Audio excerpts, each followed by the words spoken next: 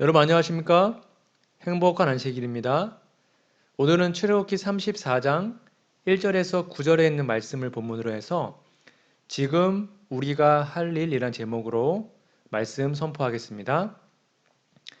여러분 성경을 직접 피셔서 출애굽기 34장 1절에서 9절 말씀을 찾으시겠습니다. 성경 본문이 중간중간 나오기 때문에 제가 읽지 않고요. 여러분 스스로 먼저 읽어보시면 좋겠습니다. 구약의 이스라엘 백성들은 현재 우리들 영적 이스라엘을 표상합니다. 그래서 출애굽하여 가나안에 들어갈 때까지 여정을 잘 이해하는 것은 하늘 가나안에 들어가기 위해 준비하는 우리 재림 성도들에게 많은 도움이 됩니다.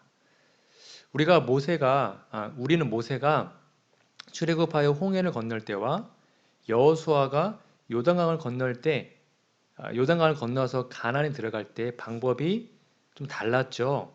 그 사실을 좀 주목해 봐야 하는데요. 먼저 이 홍해를 건넌 사건을 고린도전서 10장 1절 2절은 이렇게 표현하고 있습니다. 형제들아 너희가 알지 못하기를 내가 원치 아니하노니 우리 조상들이 다 구름 아래 있고 바다 가운데로 지남. 이게 지금 홍해 건너는 거예요. 2절이 중요한데요. 모세에게 속하여 다 구름과 바다에서 침례를 받고. 그러니까 성경은 말하기를 백성들이 애굽에서 종살이 했잖아요. 그 죄인이었던 그들이 홍해를 건너므로 침례를 받아요. 그런 다음에 하나님의 백성으로 거듭나게 됩니다. 이게 홍해의 의미예요. 그리고 광야에서 40년 동안 살았잖아요. 근데 그들이 결국 실패를 했습니다. 모세도 죽고 다 죽었어요. 그리고 여호수아가 그 백성들을 이제 진짜 가나안을 표상하는 가나안 땅으로 인도하는데 거기 뭐가 있었습니까? 요단강이 있었죠. 근데 그 요단강 건널 때는 조금 방법이 달랐습니다. 여호수아 3장 8절에 보면 너는 언약궤를 맨 제사장들에게 명하여 이르기를 너희가 요단 물가 이르거든 요단에 들어서라. 그러니까 요단강을 건널 때는 언약궤를 맨 제사장들이 먼저 들어갑니다. 여호수아 3장 11절 보라 온 땅에 주의 언약궤가 너희 앞서 요단으로 들어간다라고 표현하고 있고 그 다음에 중요합니다. 17절 여호와의 언약궤를 맨 제사장들은 요단강 가운데 마른 땅에 굳게 섰고 온 이스라엘 백성은 마른 땅으로 행하여 요단을 건너니라. 여러분 이거 상상을 해보세요. 언약궤를 맨 제사장들이 요단강 중앙에 서 있었습니다. 그리고 그 앞을 즉 십계명 앞을 백성들이 지나가는 것입니다. 지나갔을 때에 그들은 가나안에 들어갈 수가 있었습니다. 이건 뭘 의미하냐면 조사 심판을 의미합니다.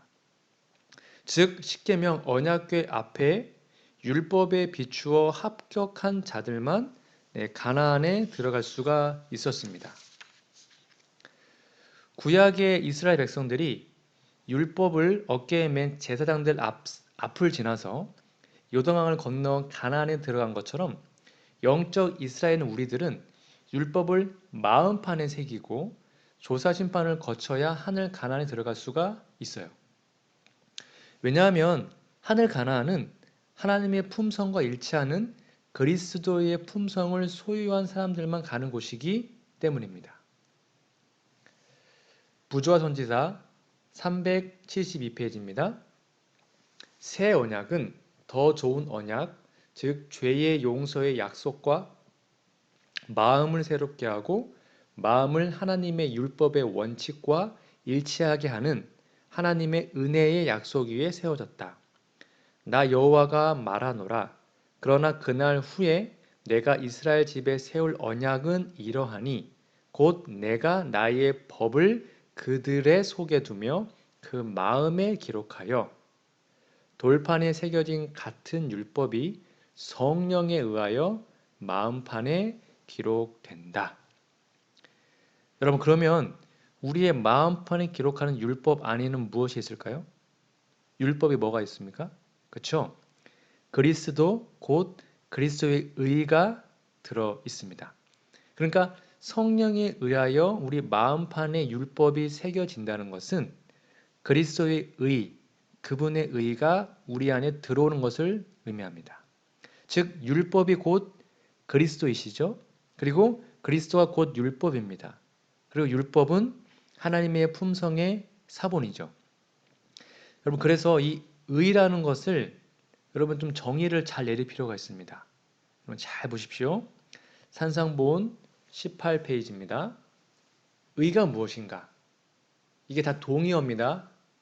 의는 거룩하고 하나님과 같이 되는 것입니다. 의는 곧 하나님이네요. 그렇죠? 그래서 하나님은 사랑이시다. 그러니까 의가 곧 사랑입니다. 의는 하나님의 율법과 일치되는 것입니다. 왜냐하면 주의 모든 계명이 의로우며 사랑은 율법의 완성이기 때문이죠. 그러니까 정리하면 의는 곧 사랑이며 사랑은 하나님의 빛과 생명으로 표현할 수 있습니다. 그리고 하나님의 의는 누굴 통해서요? 그리스도를 통하여 실현됩니다. 그러므로 우리는 그분을, 중요한 포인트입니다. 예수님을 받아들임으로써 의를 얻게 된다. 산상보온 18페이지입니다. 그러니까 우리는 우리 힘으로 하는 것이 아니라 예수님을 뭐 하면서요? 받아들이면 의를 얻게 됩니다. 그것이 곧 우리의 마음판에 성령에 의하여 율법이 새겨지는 거예요. 그러니까 동의어입니다. 의와 거룩함, 하나님, 율법, 사랑, 빛, 생명, 그리스도는 같은 거예요. 그러므로 성령께서 우리 마음판에 기록하시는 율법의 본질은 그리스도의 의입니다. 남은 자손들은 그리스도의 의의 이 율법이 마음판에 확실하게 새겨져야 합니다. 그렇다면 하나님께서는 그 거룩한 율법, 그리스도의 의, 하나님의 품성을 언제, 어떻게, 어떤 방법으로 우리 마음판에 새겨주실까요? 되게 중요하겠죠. 여러분 그 방법을 혹시 알고 계시나요? 오늘 말씀을 통하여 그 방법을 꼭 깨달으시고 실천하시기를 바랍니다. 오늘 본문 말씀인 출애굽기 34장을 여러분 직접 좀 펴고 계시죠? 거기 보시면 하나님께서 모세를 통하여 이스라엘 백성들에게 율법을 주시는 장면이 나옵니다. 모세가 하나님의 율법을 받는 방법은 하나님께서 직접 지시하신 방법이에요. 법궤 있잖아요. 십계명. 그래서 이 방법은 영적 이스라엘 우리에게도 그대로 적용할 수 있습니다. 그러니까 모세가 하나님으로부터 십계명을 받은 그 방식이 우리도 하나님으로부터 율법을 마음에 새기는 방식과 같다는 거예요. 오늘 본문 말씀 출애굽기 34장을 다시 자세히 좀 보겠습니다. 네, 이거 조금 전에 봤던 거죠. 의는 거룩함, 하나님 율법, 사랑, 빛, 생명, 그리스도의 동의하다는 것 제가 조금 전에 말씀드렸습니다. 자, 그러면 돌판, 이 마음판 우리를 말하는 겁니다. 우리 마음판에 율법을 새기는 방법이 뭘까요? 첫 번째, 출애굽기 34장 1절에 보면 너는 돌판 둘을 처음 것과 같이 깎아 만들라라고 기록합니다. 여기 여호와께서 지시하신 첫 번째 말씀은 모세가 그 돌판을 깨트렸잖아요. 그 깨트린 돌판, 그 처음 것과 같은 돌판을 깎아 오라고 합니다. 여기 나오는 처음 것은 출애굽기 32장 16절에 나와요. 그러니까 처음 돌판은 하나님 직접 만드셨습니다. 그 판은 하나님이 만드신 것이요. 글자는 하나님 쓰셔서 판에 새기신 것이더라. 그러니까 처음에 십계명을 새길 때 그 돌판은 하나님이 직접 만드셨고 직접 쓰셔서 모세에게 줬어요. 그런데 두 번째에는 처음과 다르게 돌판을 모세 보고 직접 깎아서 만들어 오라고 명령했습니다. 차이가 있죠? 그러면 왜 하나님께서 두 번째 돌판은 직접 만들지 않으시고 모세에게, 즉 우리와 같은 사람에게 깎아 오라고 시키셨을까요? 하나님께서 처음에 아담과 하와를 창조했을 때 그들의 마음은 하나님 율법과 조화되는 사랑의 품성을 가지고 있었습니다. 그러나 그들이 범죄함으로 그 사랑의 품성이 깨어지고 변질되게 되었습니다. 즉 죄로 말미암아 타락해서 마귀의 품성을 갖게 된 것이죠. 그러니까 이제는 그 타락한 품성을 뜻하는 돌판을 사람이 직접 깎아서 오면 하나님께서 다시 사랑의 율법을 그 돌판에 새겨주신다는 것입니다. 여기 우리가 주목해야 되는 것은 돌판이 하나가 아니라 몇 개예요? 두 개라는 거예요. 돌판이 두 개인 이유는 뭐 신학적으로 따지기보다는 그냥 단순하게 영적으로 좀 적용해 볼게요. 두 돌판에 하나님의 율법을 새긴다. 하나님 우리의 마음판에 율법을 새기는 것을 이해할 수 있는데 여러분 사람의 마음에는 두 개의 마음이 있잖아요. 이게 뭐냐면 이건 영적 해석입니다. 하나는 감성 또는 감정이라 그러죠. 그리고 하나는 지성 또는 이성이라 그럽니다. 우리의 마음에는 감정이 있고 이성이 있습니다. 그러니까 신앙생활을 하다 보면 감정과 이성이 모두 필요함을 느낍니다. 그러나 이 감성보다는 지성, 이성이 신앙생활에 더 크게 작용합니다. 이 감성적 신앙은 비록 작은 일에도 감사를 많이 느끼고 막 그러지만 반면에 자주 기분에 따라 넘어지기도 합니다.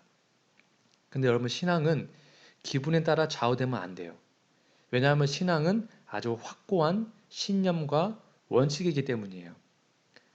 그러므로 우리는 날마다 우리의 마음, 감성과 지성, 감정과 이성 그 두 가지의 돌판을 하나님께로 가지고 가야 하나님께서 그 돌판에 하나님의 율법을 새겨 주실 수가 있는 것입니다.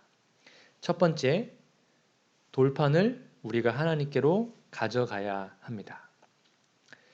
두 번째는 출애굽기 34장 2절에 보면 아침에라는 말이 쓰여져 있습니다.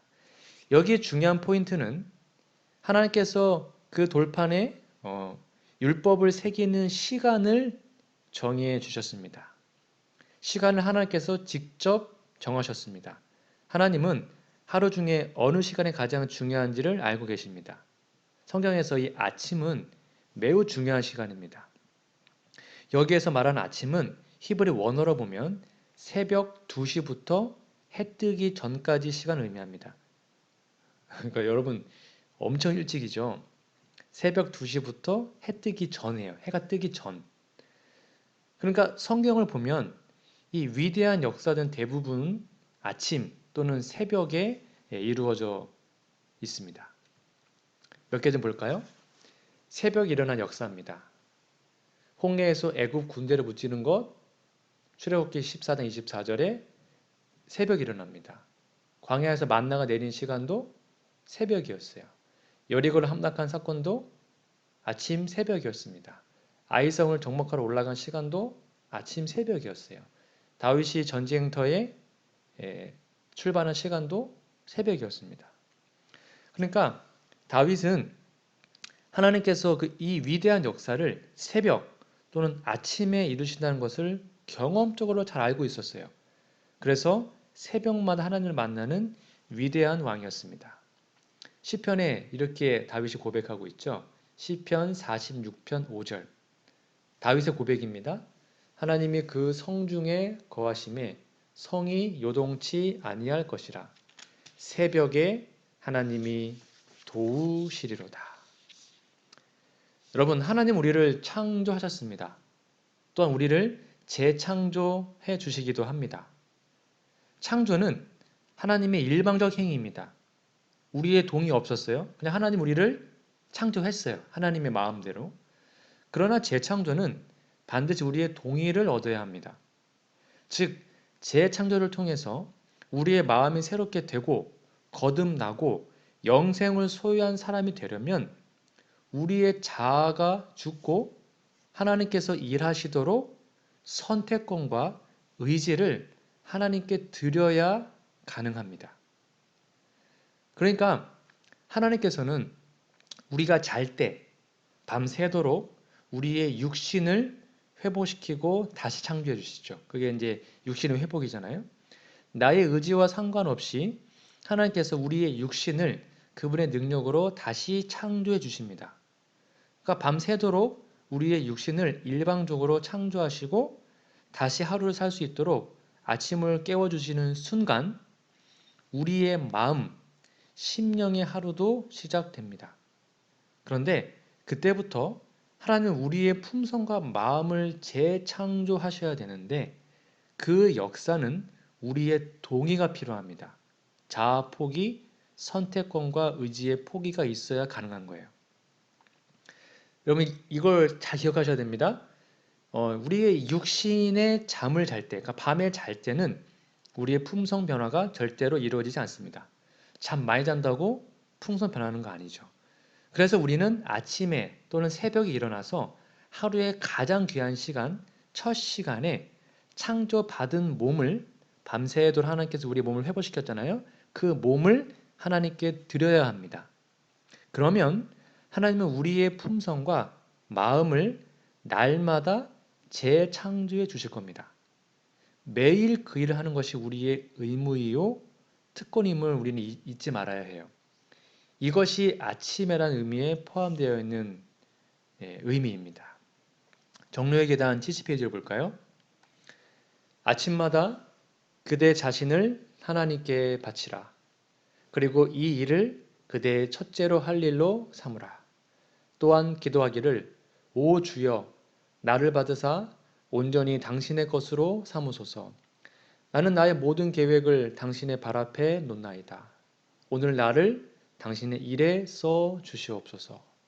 나와 같이 하여 주시고 나의 모든 일이 당신 안에서 성취되게 하옵소서 할 것이다. 이것이 날마다 행할 일과이다. 아침마다 그날을 위하여 자신을 하나님께 바치라.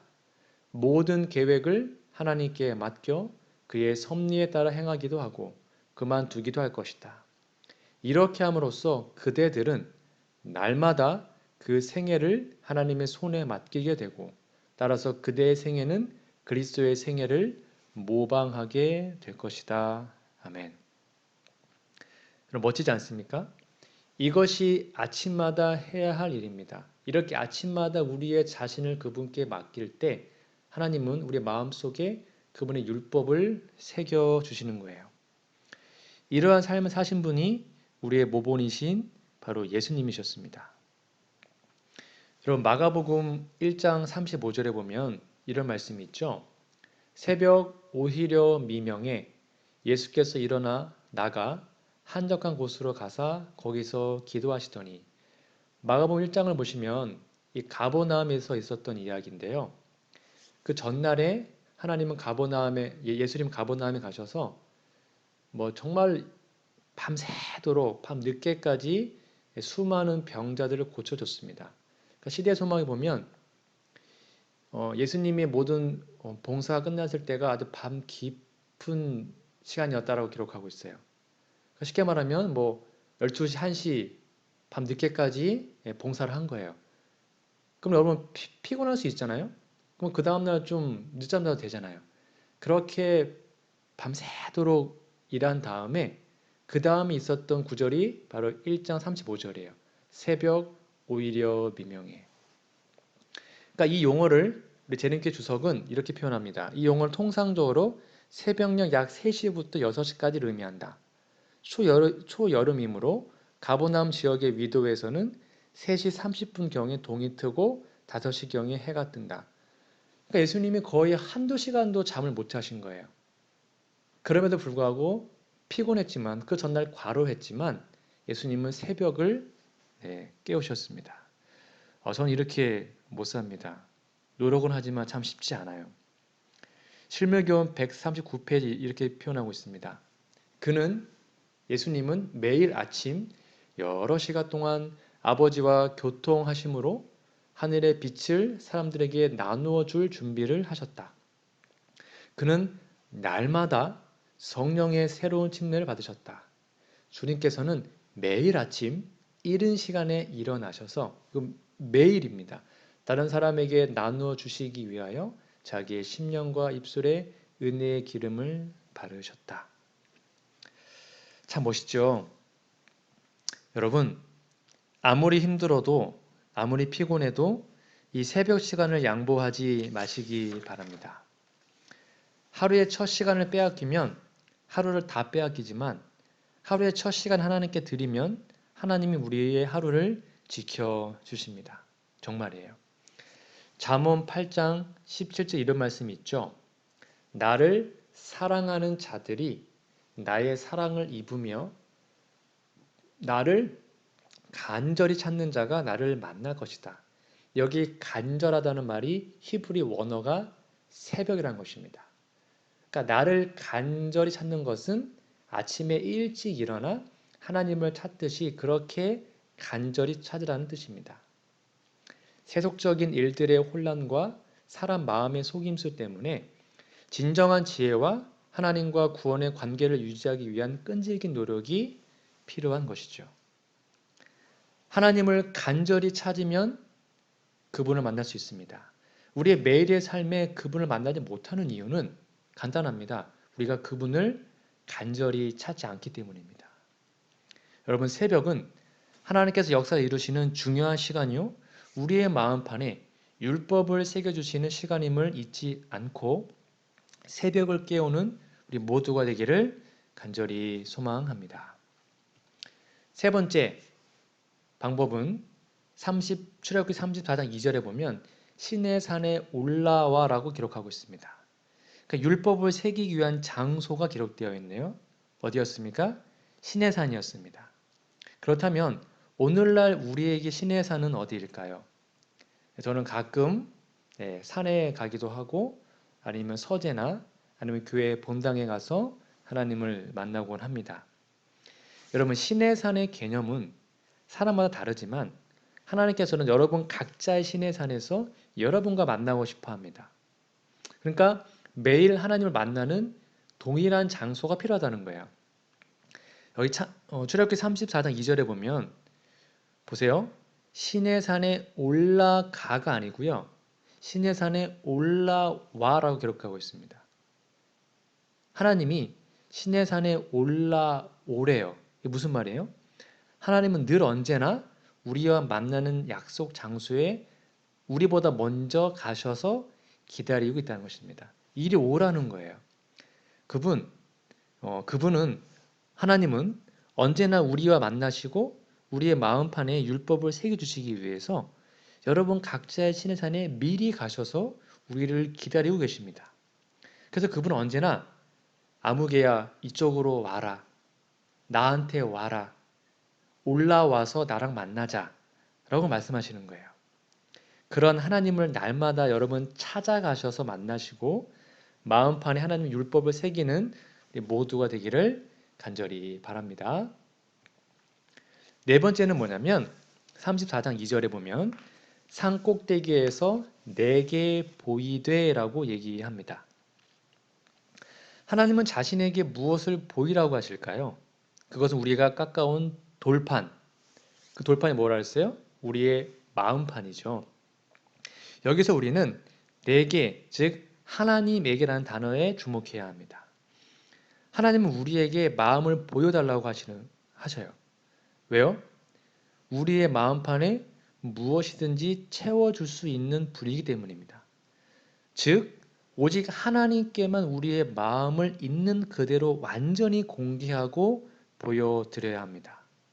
여러분이 숨기고 있는 죄, 여러분의 연약함, 여러분의 모든 문제 다 자복해야 합니다. 그리고 기도할 때는 여러분 가식적으로 하지 마세요. 그냥 내 마음 상태 그대로 하나님께 아뢰는 거예요. 감사할 마음이 없으면 여러분 하나님 요즘에 감사가 안 나옵니다. 저 간절하지가 않아요. 하나님 저 요즘 말씀 읽고 있는데 재미가 없어요. 등등 이러한 솔직한 얘기를 해야 됩니다. 하나님은 그분에게 우리의 마음을 보여달라고 말씀하세요. 정로의 계단 43페이지입니다. 온 마음을 반드시 하나님께 바쳐야 하나니 만일 그렇게 아니하면 우리를 하나님의 형상으로 회복시키는 그 변화가 우리에게서 결코 생길 수 없는 것이다. 우리가 10년, 20년, 30년 교회 다녀도 목사이고 장로이고 집사이지만 왜 이렇게 우리의 삶의 변화가 더딜까요? 여기 그 정답이 나와 있습니다. 온 마음을 반드시 하나님께 바쳐야 된답니다. 그렇게 안 하면 우리의 삶의 변화가 결코 생길 수 없습니다. 온 마음을 그분께 바치지 않았기 때문에 수십 년 교회 다녀도 삶의 변화가 없는 것입니다. 하나님은 더럽고 추한 우리의 마음을 그대로 받으시기 원하십니다. 그래야 그분이 우리의 마음에 율법을 새겨주실 수 있기 때문이에요. 그러면 여러분, 날마다 우리의 마음을 하나님께만 온전히 보여드려서 우리의 마음판에 율법이 새겨지는 기적이 일어나기를 정말로 간절히 소망합니다. 다섯 번째 비결입니다. 여기 보면 출애굽기 34장 3절에 보면 아무도 너와 함께 오르지 말며 라고 얘기합니다. 여러분, 사랑하는 연인들은 단둘이 만나서 사랑을 나누고 싶어 합니다. 그와 마찬가지로 하나님도 여러분 각자와 단둘이 만나기를 원하십니다. 하나님은 온 우주의 왕이시지만 오직 이 지구에 여러분 각자가 한 면만 존재하는 것처럼 사랑하시고 친밀한 관계를 맺기 원하십니다. 그래서 어느 누구도 하나님과의 이러한 은밀한 만남과 사랑을 방해하면 안 돼요. 특별히 하나님의 말씀을 읽고 기도하는 시간에는 핸드폰 반드시 꺼두셔야 합니다. 물론 이 교회에 모여서 새벽 기도하는 것, 단체로 하는 것 좋습니다. 나쁘지 않아요. 안 하는 것보다는 좋습니다. 그러나 성경에는 이왕이면 하나님과 단둘이 만나는 시간을 새벽에 가지라고 우리에게 권면하고 있습니다. 특별히 여러분 기도할 때도 여러분만 알고 있는 은밀한 죄, 바램들은 입 밖으로 내시면 안 됩니다. 마음속으로 기도하셔야 됩니다. 왜냐하면 마귀가 우리의 기도 소리를 듣기 때문인데요. 여기 이런 말씀이 있어요. 가르법은 기별 1권 122페이지입니다.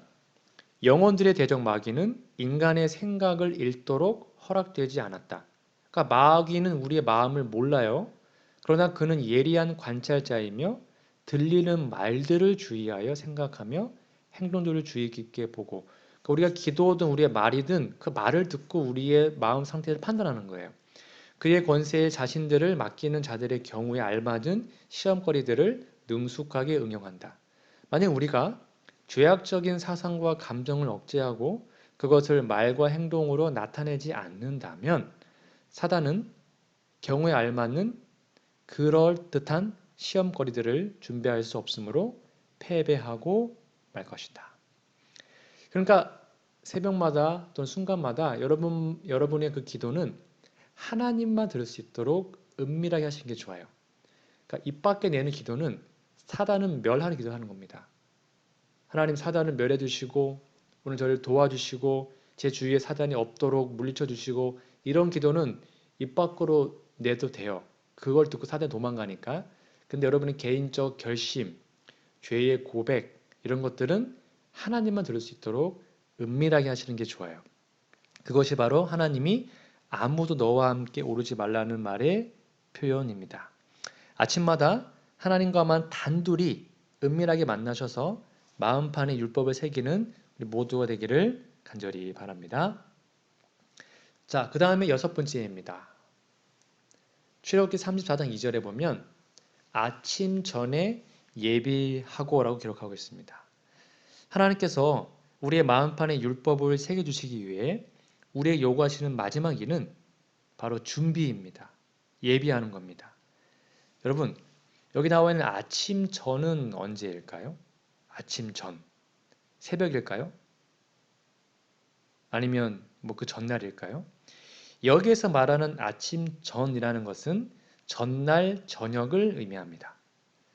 여러분 창세기 1장에 보면 저녁이 되며 아침이 되니 라는 표현이 6번 나오죠. 즉 이 말의 의미는 저녁이 있어야 아침이 있다는 뜻이죠. 그래서 성경은 하루의 시작이 아침이 아니라 저녁이라고 기록합니다. 여기 저녁이라는 낱말은 아주 중요한 세 가지 의미를 가지고 있습니다. 여러분 잘 기억해 두십시오. 저녁은 하루의 시작입니다. 성경적으로. 그리고 저녁은 아침의 모태입니다. 마지막 세 번째, 저녁은 다음날 아침을 결정하는 시간입니다.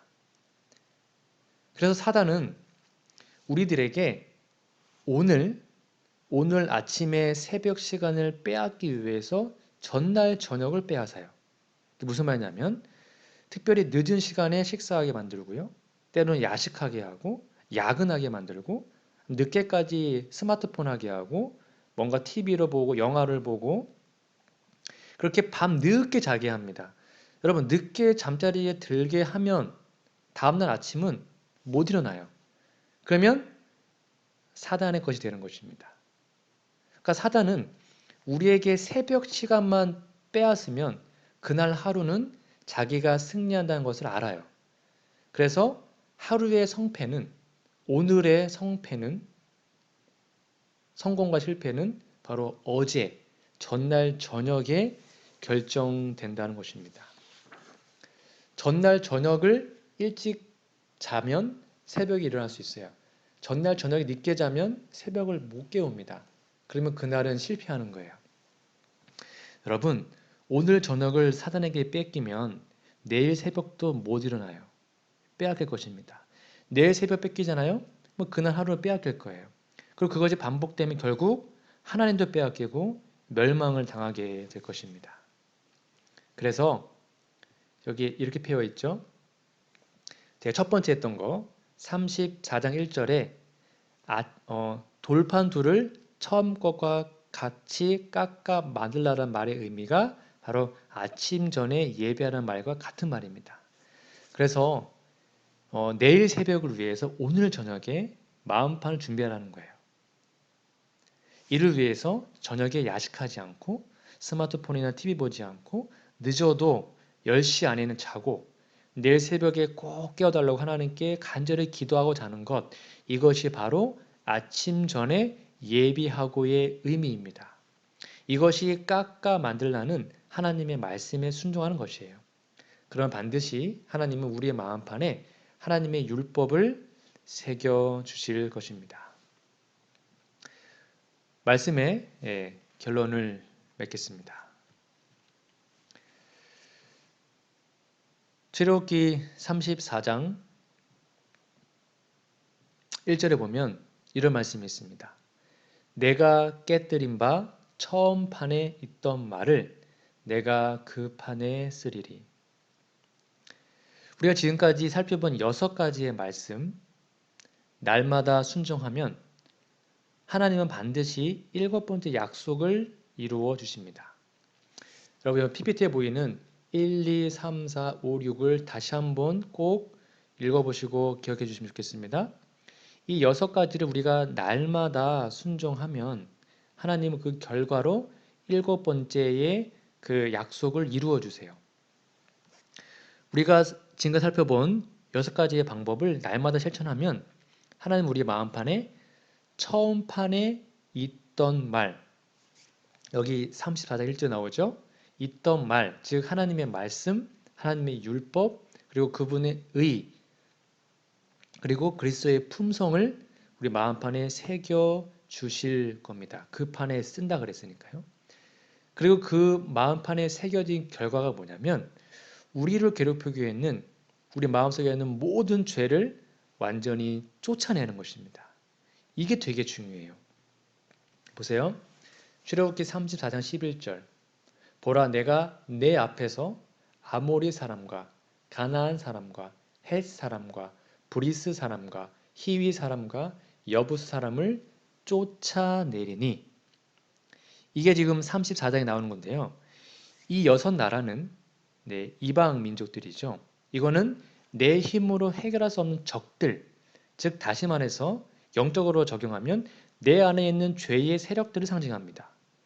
그러니까 내 안에 있는 모든 죄의 세력을 날마다 완전하게 몰아내고 쫓아내고 하루 시작하는 것이 하나님을 모시는 방법이에요. 그것이 우리의 의무이며 권리이며 사명입니다.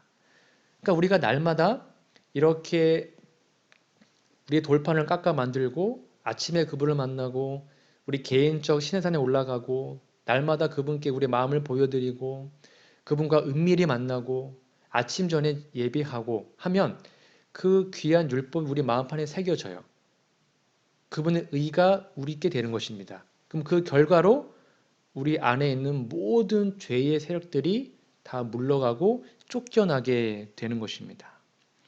그러므로 우리는 이 위대한 역사, 마음판 하나님의 율법과 품성을 새기는 일을 날마다 새벽마다 우리의 시내산에 혼자 올라가서 이루어야 합니다. 그리고 새벽은 전날 저녁에 만들어짐을 기억해야 합니다. 우리가 해야 하는 일은 마음판을 준비하는 것이고, 그러면 하나님은 반드시 하나님의 일을 이루실 것입니다.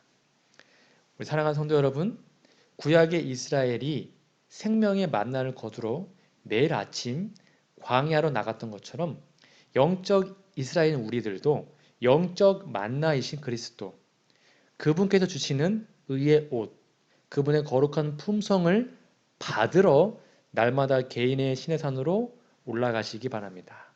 그리하여 율법의 본질이 되시는 그리스도의 의와 품성을 받아 마음판에 새기는 역사가 날마다 간절히 일어나기를 소망합니다.